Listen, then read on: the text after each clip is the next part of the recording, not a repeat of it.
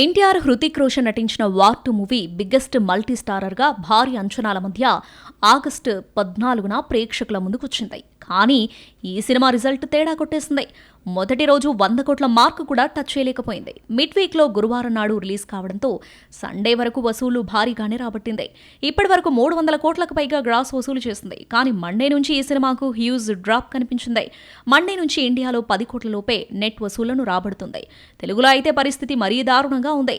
రోజుకి 2 కోట్లు కూడా రాబట్టలేకపోతుంది. అయితే ఈ సినిమాలో ఎన్టీఆర్, హృతిక్ మధ్య వార్ గురించి రిలీజ్కు ముందు గట్టిగా చర్చ జరిగింది. కేవలం యాక్షన్ మాత్రమే కాదు, ఈ ఇద్దరి డాన్స్ చూడడానికి ఈగర్గా వెయిట్ చేశారు మూవీ లవర్స్. ఇండియాస్ బెస్ట్ డాన్సర్గా అయినటువంటి ఈ స్టార్ హీరోల స్టెప్స్ కోసం ఎదురు చూశారు. కానీ మేకర్స్ మాత్రం ఈ ఇద్దరి అసలు సిసలైన డాన్స్ వార్ను థియేటర్లోనే చూడాలని, సలాం అనాలనే పాట ప్రోమో మాత్రమే రిలీజ్ చేశారు. ఫైనల్గా థియేటర్లో ఇద్దరి డాన్స్ చూసి ఫ్యాన్స్ పండగ చేసుకున్నారు. కానీ ఫుల్ సాంగ్ మాత్రం బయటకు వదలలేదు. దీంతో ఎప్పుడెప్పుడు రిలీజ్ చేస్తారా అని వెయిట్ చేశారు టైగర్ ఫ్యాన్స్.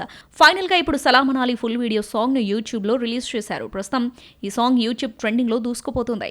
ఏదేమైనా వార్ 2 మాత్రం అంచనాలను అందుకోవడం సక్సెస్ కాలేకపోయింది.